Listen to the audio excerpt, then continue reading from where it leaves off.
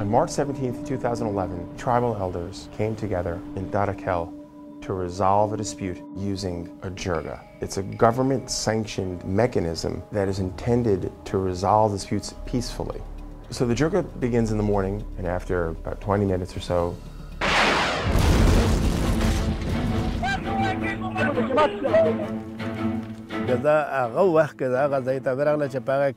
زخمیان او د بنی آدم ټوکړي ټوکړي دغه الته یا موجوده وی چې زه ورسېدم. Thursday's airstrikes left more than 40 dead.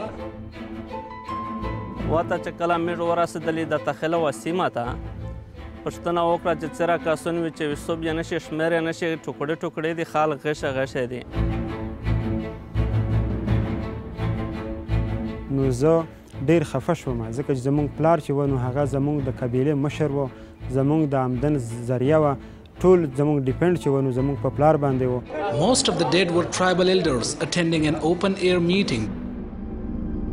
The loss of 40 leaders on a single day is devastating for that community.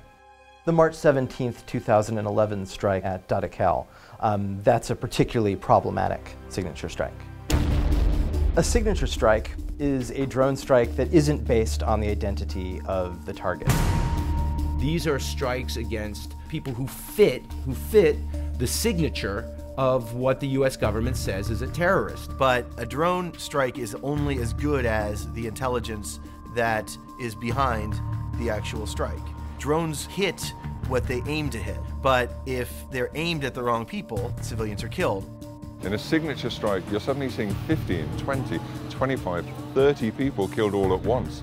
So that's what happens when signature strikes go wrong. Large numbers of people die. It is at this point the drone program that is fueling the anti-American sentiment that gives rise to terrorism in the first place. We need to start moving away from the mentality that thinks that you can shoot your way out of a terrorist war.